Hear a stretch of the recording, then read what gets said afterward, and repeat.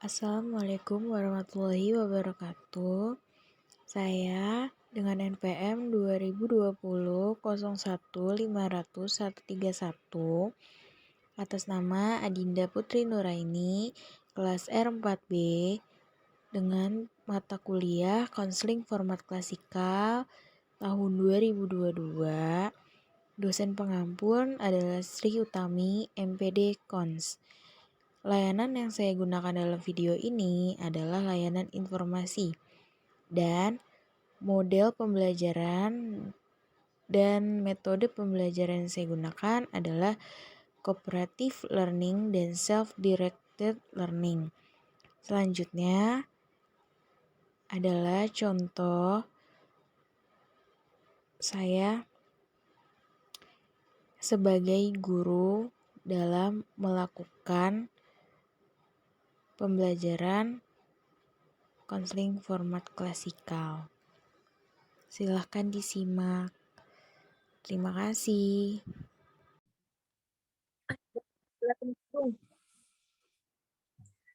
Selamat pagi anak-anak. Assalamualaikum warahmatullahi wabarakatuh. Waalaikumsalam warahmatullahi wabarakatuh. Waalaikumsalam warahmatullahi wabarakatuh. Selamat pagi, Bu. Gimana nih kabar kalian? Alhamdulillah, Bu. Alhamdulillah. Luar biasa, Bu. Alhamdulillah baik semuanya ya. Ibu senang hari ini bisa mengajar di kelas kalian, kelas 11 AP1. Nah, dengan senang hati, Ibu hari ini ingin mengajar di kelas kalian. Baik, Ibu akan mengenalkan nama Ibu. Tapi sebelumnya ada yang sudah mengenal Ibu? Belum. Belum, Bu. Belum, Bu. Baik, Ibu akan mengenalkan diri terlebih dahulu ya. Nama Ibu Adinda Putri Nuraini, sebagai guru BK yang akan memberikan kalian tentang layanan informasi. Nah, baik, sebelum kita mulai mempelajari hari ini, kita bisa memulai kegiatan layanan informasi sekarang. Namun, sebelum masuk kepada pembahasan, alangkah baiknya kita berdoa terlebih dahulu agar diberi kelancaran dan kemudahan selama kegiatan. Baik, berdoa dimulai. Berdoa selesai. Nah, agar kegiatan efektif, perlu diperhatikan juga bagaimana aturan atau tata cara mengikuti kegiatan ini. Nanti di awal Ibu akan memberikan penjelasan terlebih dahulu tentang pergaulan bebas. Lalu Ibu akan menerangkan dengan menggunakan PPT, semua siswa dapat mendengarkan dengan baik ya. Nah, setelah itu Ibu akan memberikan dulu pengertian apa itu asas-asas. Sebelumnya ada yang tahu apa itu asas-asas? Belum, Bu. Belum. Oke, baik. Ibu akan jelaskan di sini ya. Asas kegiatan itu merupakan asas yang menghendaki agar konseling yang menjadi sasaran layanan berpartisipasi secara efektif di dalam penyelenggaraan layanan bimbingan dan konseling. Ada juga asas keterbukaan. Nah, asas yang membuka diri terhadap hak masyarakat untuk memperoleh informasi yang benar, jujur, dan tidak diskriminatif. Terus ada lagi asas konoraktifkan. Nah, usaha bimbingan dan konseling tidak boleh bertentangan dengan norma-norma yang berlaku. Itu sesuai norma hukum, norma adat, dan norma agama. Nah, asas kerahasiaan. Asas kerahasiaan itu asas di mana menuntut kerahasiaan segenap data dari keterangan tentang peserta didiknya. Dan selanjutnya, Ibu akan menjelaskan tentang layanan informasi. Ada yang tahu layanan informasi itu apa? Tahu, Bu. Tahu, Bu. Ya, Farida, layanan informasi apa? layanan yang memberikan informasi aktual, Bu. Ya, baik. Ada yang mau menambahkan lagi, Revina? Saya Bu, layanan yang memberikan pengetahuan untuk siswanya agar mengambil keputusan seperti itu Bu. Oke, Ibu di sini Saya, bakal Bu, menjelaskan. Oh, Renata, mau ngasih silakan Renata. layanan informasi itu layanan yang memberikan informasi kepada peserta didik untuk di kehidupan sehari-harinya Bu. Oke. Ibu jelaskan di sini. Semua pendapatnya bagus-bagus dan memang layanan informasi seperti itu. Ibu akan memberi lagi layanan informasi itu adalah layanan bimbingan konseling yang memungkinkan siswa konseli menerima dan memahami berbagai informasi yang dapat digunakan sebagai bahan pertimbangan dan pengambilan keputusan untuk kepentingan siswa. Seperti itu. Sampai sini ada yang paham? Tadi Ibu udah jelasin tentang asas-asas dan layanan informasi. Paham Bu. Sudah paham Bu. Paham, Bu. Baik. Setelah itu, Ibu akan memberikan PPT untuk disimak oleh siswa sekalian tentang pergaulan bebas dan cara menanggulangi serta dampak dari pergaulan bebas itu apa. Baik, ada yang mau bantu Ibu nge-share PPT-nya? Boleh, Bu. Saya sebentar ya, Bu. Ya, Farida. Ibu, maaf, minta tolong hostnya jadiin saya dulu. Bentar ya.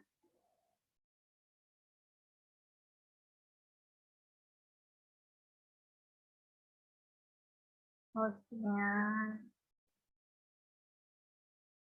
Bentar sebentar.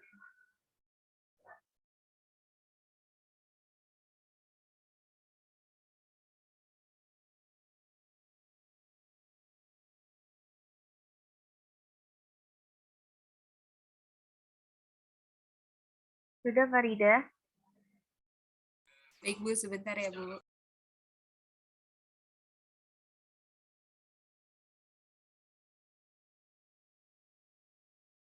Apa sudah kelihatan, Bu? Belum. Di Ibu belum ada gambarnya.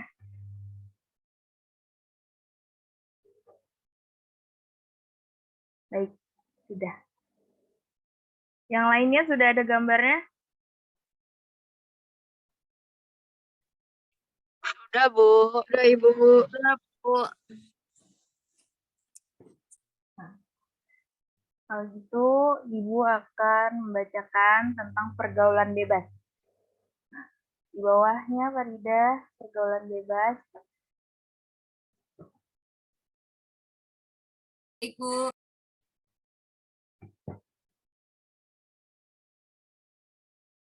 Nah, pergaulan bebas itu pergaulan tindakan atau sikap yang dilakukan oleh individu atau kelompok dengan tidak terkontrol dan tidak dibatasi oleh aturan-aturan hukum yang berlaku dalam masyarakat. Pergaulan bebas itu dalam pemahaman keseharian identik dengan perilaku yang merusak tatanan nilai dalam masyarakat. Ya. Nah, di sini ada dampak juga dari pergaulan bebasnya. Yang pertama, timbul masalah dengan keluarga, kehamilan di luar nikah dan penyakit kelamin, mendapatkan stigma buruk dari lingkungan, terus ada prestasi di sekolah menurun. Terus cenderung mencoba hal yang baru tanpa memikirkan akibatnya. Nah, di sini ada yang bisa kasih contoh dari dampak pergaulan ini. Salah satu contohnya, Pasti sekolahnya jadi nggak benar, Bu. Benar nggak, Bu? Kalau jadi kayak mempengaruhi gitu loh, Bu, karena akibat pergaulan bebas, jadi dia kayak malas sekolah, terus malas belajar, kayak gitu sih Bu, kalau menurut saya. Ya, tuh. Ada yang mau menambahkan lagi? Saya, Bu, Ya, silakan Rena.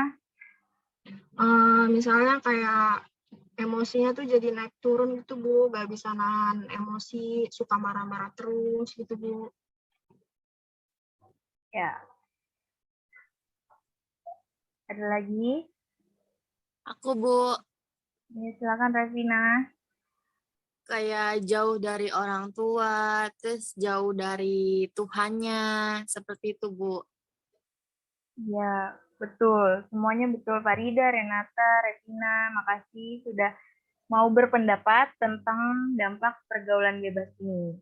Nah, Ibu akan bahas di sini dampak pergaulan bebas ini kayak timbul masalah dengan keluarga, seperti broken home, di mana eh, seorang anak terlantar oleh keluarganya sendiri, terus kehamilan di luar nikah dan penyakit kelamin itu kayak penyakit kelamin itu HIV, eh, kehamilan di luar nikah itu kan kayak banyak siswa zaman sekarang yang melakukan hal-hal negatif di luar sana tanpa pengetahuan orang tuanya. Nah, terus mendapat stigma buruk dari lingkungan. Nah, yang tadi kita dapat, kehamilan di luar nikah. Nah, itu bisa berdampak juga di lingkungan keluarga, lingkungan masyarakat, di mana eh, dampak kehamilannya ini kan di luar nikah. Jadi, omongan tetangga, seperti itu. Nah, terus prestasi di sekolah menurun, di mana nggak ada motivasi buat dia belajar, terus dia jadi lebih asik main di luar, tapi di sekolah enggak. Jadinya prestasinya sangat menurun drastis. Nah, yang terakhir ada cenderung mencoba hal yang baru tanpa memikirkan akibatnya.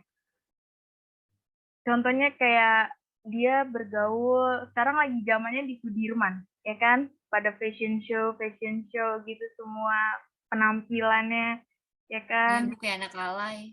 Kayak Nah, Bunge Bu, Bunge sama Jejen. Repin ya, kayaknya mau ngikutin Bu. bener. Mangkal di situ, Bu. Sampai Repin akhirnya kayaknya jadi jualan Starling Bu, ada kan kaya. pakai sepatu-sepatu yang tinggi itu ya, yang gede-gede. Jadi makanya sekarang banyak banget tuh petugas-petugas disuruh bersihin daerah Sudirman lagi. Itu kan bisa cenderung mencoba hal yang baru, kayak dari satu orang nanti diajak buat coba deh obat ini. Contohnya kayak narkoba gitu.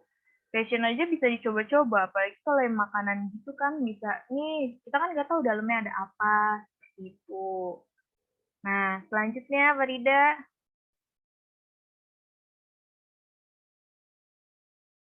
cara menanggulangi pergaulan bebas.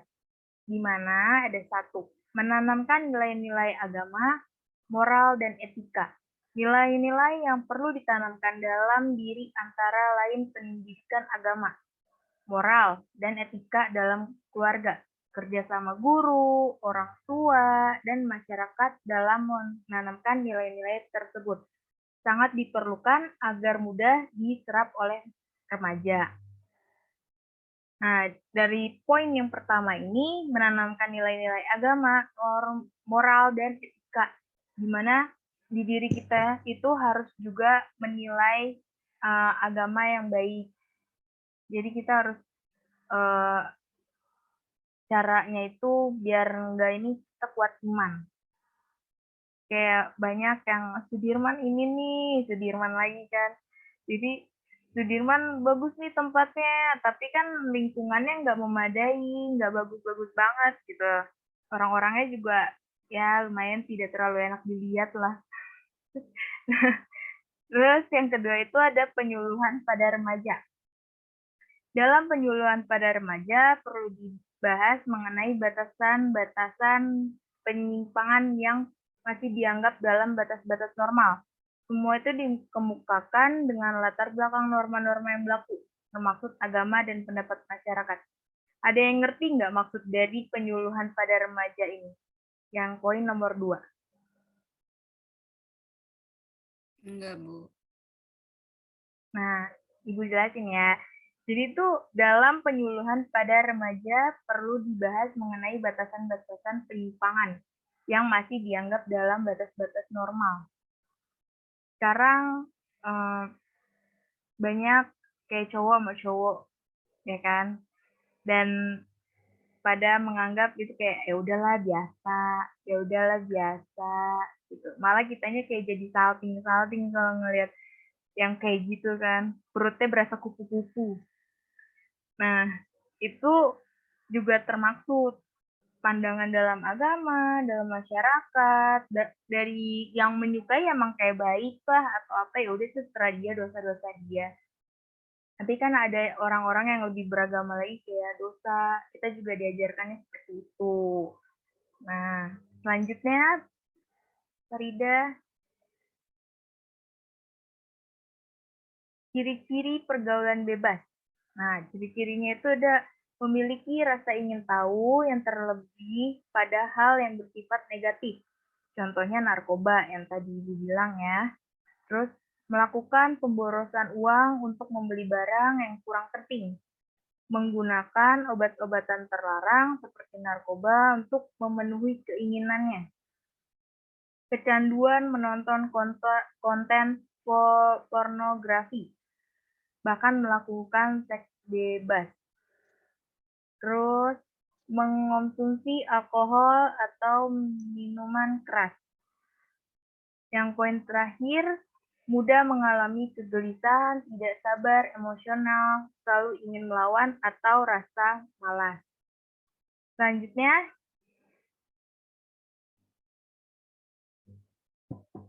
nah ini ada faktor-faktor penyebab terjadinya pergaulan bebas.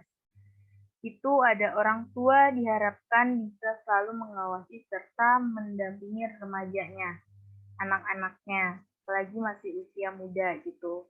Terus keadaan keluarga yang kurang harmonis, kurangnya perhatian serta kasih sayang dari orang tua bisa menyebabkan remaja terjerumus pada pergaulan bebas.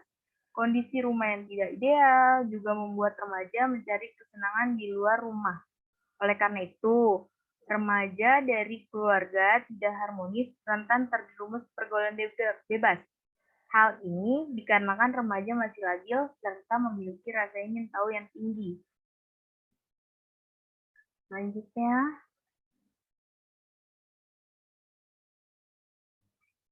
nah itu tadi ada faktor-faktor, ada ciri, pengertian dari pergaulan bebas juga, dampak dari pergaulan bebas juga. Di sini Ibu menanya, tadi yang Ibu berikan contohnya, apa pada paham? Dapat dimengerti? Insya Allah paham, Bu. Insya Allah sudah paham, Bu. Oke. Nah, sekarang Ibu mau memberikan kalian waktu nih buat memberi kesimpulan juga nanti buat di akhir tentang pergaulan bebas ini. Sebelumnya, Ibu mau membuka sesi tanya jawab dulu. Ada yang mau ditanyakan tentang pergaulan bebas ini? Atau mau berpendapat tentang zaman-zaman sekarang yang kalian tahu? Iya, Bu. Ya, Farida, silakan. Kan di zaman sekarang ini kan zaman yang kalau saya bilang sih zaman yang udah cukup bahaya sih ya, Bu. Nah, gimana sih cara kita tuh menanggulangi atau mencegah untuk orang-orang yang di sana tuh untuk tidak terjerumus sama pergaulan bebas gitu loh, Bu.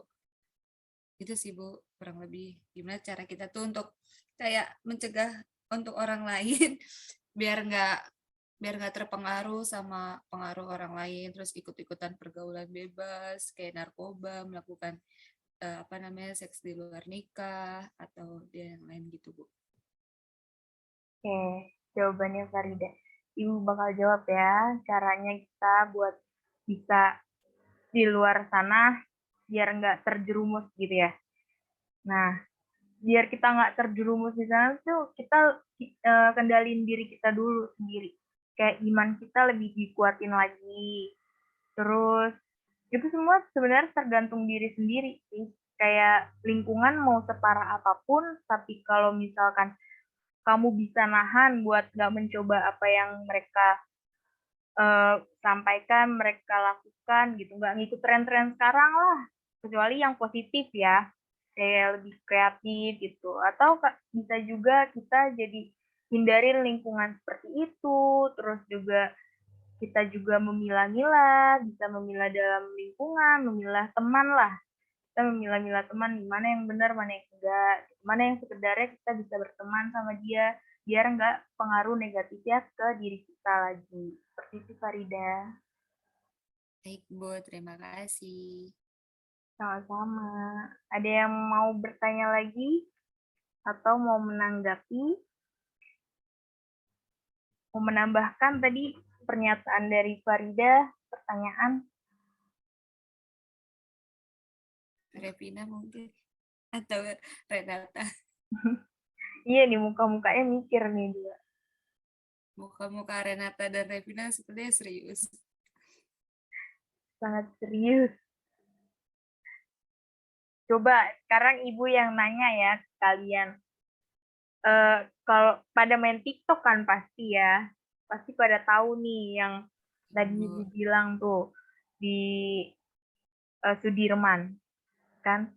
Kalian ngeliatnya tuh kayak pergaulannya bagus atau enggak? Ayo beri pendapatnya. Revina dulu lah. Kalau menurut saya sih biasa aja, Bu. Biasa aja. Enggak yang gimana-gimana di sana gitu ya. Mungkin Revin karena biasa karena pernah ikutan kali. Karena saya nongkrong di situ, Bu. Di sana tuh cuman diem aja, melihat-lihat pemandangan, jajan-jajan. Ya paling hanya merokok, terus pakaian yang kurang Revin masa sopan. merokok Gitu. bilangnya. Saya nggak ngerokok. Oh. Ada lagi? Renata. Saya, Bu. Ya, kan Bu, habis Renata saya ya. Ya, Ura. kalau yang saya tangkep itu kan kebanyakan di sana anak-anaknya tuh pada putus sekolah, Bu. Jadi mereka lebih sering melakukan hal itu di pinggir jalan. Dan itu kan hal yang nggak baik ya, Bu ya. Iya, Itu sih, Bu, pendapat saya. baik. Makasih Renata. Sekarang Urai. Menurut saya anak-anak yang di Sudirman itu perilakunya kayak nggak baik gitu loh, Bu. Mereka pasti ke sana itu karena tahu mereka akan viral gitu loh, Bu. Mungkin di rumahnya dia kurang dapat perhatian orang tua, jadi dia kayak ke tempat yang Sudirman itu buat kumpul-kumpul, kayak buat cari perhatian orang-orang gitu loh, Bu. Biar diperhatiin. Iya, Kayak Revina ya tadi ya. dia hampir sama Revina ya. Ya, Farida, ada tanggapannya? Mungkin kalau mau apa menurut saya ya kurang bagus juga sih, Bu. Karena itu kan udah bisa jadi mereka kumpul-kumpul gitu kan, mereka ikut-ikutan pergaulan orang-orang yang di sana. Mungkin ada sih sebagian yang baik, ada yang jahat juga perilakunya atau gimana. Jadi mereka mungkin bisa jadi kayak ikut-ikutan nih. Jadi apalagi kan sekarang terkenal kan JJ ya, Bu. Jadi omongannya juga ikut-ikutan ngomong slebeu gitu, Bu. Kalian Terus nggak tahu artinya ya? iya kayak gitu, Bu. Terus dari pakaiannya juga, Bu. Pakaian yang ada yang apa sih namanya? Ya kurang mungkin kalau misalkan dilihat orang itu kurang menarik mungkin dari dirinya, mungkin aduh gue udah kece banget nih gitu mungkin, Bu. Kalau menurut saya sih kurang baik sih, Bu, dari tren-tren yang udah terjadi sekarang kayak gitu sih, Bu, menurut saya. Terima kasih Farida atas tanggapannya. Baik, tadi kan Ibu udah menanyakan ya. Nah, sekarang Ibu tadi udah bilang kesimpulan tentang pergaulan bebas ini. Siapa yang mau duluan menyimpulkan? Repin, Bu, Repin. Iya, Revin. Barangkali urai Amanda dulu, Bu. Kalau enggak Renata boleh. Yaudah saya dulu deh. Udah, silakan Urai.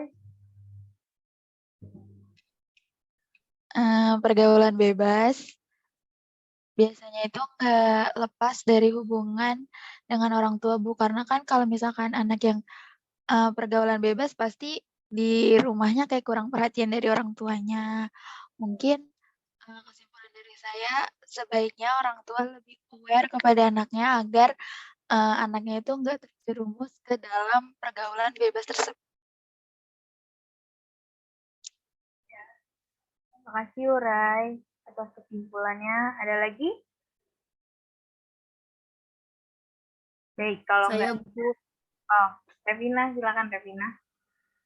pergaulan bebas kan pergaulan yang melebihi batas-batas norma agama, norma masyarakat, dan norma adat istiadat. Nah, gimana sih caranya biar nggak terjerumus pergaulan bebas, yaitu diperbanyak pembelajaran agamanya, Bu, dalam diri sendiri. Jadi imannya tuh biar kuat dan tidak terjerumus pergaulan bebas. Seperti itu, Bu. Ya, makasih Revina atas Tapi tanggapannya. saya ingin bertanya, Bu, dari kesimpulannya Repin. Ya, apa Farida? Kan yang tadi bilang Repin kalau misalkan iman kita harus kuat biar nggak terjerumus ke dalam hal seperti itu. Nah, pertanyaan saya, kenapa banyak di luar sana tanpa kita ketahui ada yang imannya sudah tebal tapi kenapa masih terjerumus kayak gitu? Kenapa tuh, Bu? Padahal dia tuh udah maksudnya dia punya iman, Bu. Dia imannya tuh udah kuat banget, tapi kenapa sih dia masih ikut terjerumus kayak gitu, Bu? Kayak entah itu seks bebas atau narkoba atau yang lainnya kayak gitu, Bu. Jadi kenapa bisa terjerumus itu mungkin karena daya tarik dari yang negatifnya ini. Negatif kan selalu menang saat positif ya kan. Jadi imannya dinaikin aja lagi. Walaupun emang imannya udah tinggi, tapi kalau godaannya seperti itu tetap aja bisa goyah kan. Tadi Ibu bilang tergantung pada diri masing-masing. Nah, baik. Ini udah semua kan? Ada yang mau lagi? Bagaimana Farida? Udah, Bu, udah cukup, Bu. Oke. Kalau nggak ada, Ibu yang bakal memberi penyimpulan tentang pelajaran kita hari ini. Di mana kesimpulannya itu pergaulan bebas harus dihindari oleh sekitar, terutama yang di bawah umur. Karena tekanan tindakan ini sangat berbahaya, terlalu membuat kita harus sadar jadi masing-masing atur pola hidup sosialnya. Baik, tadi Ibu sudah menjelaskan bagaimana tentang pergaulan bebas. Nah, Ibu akan memberikan kalian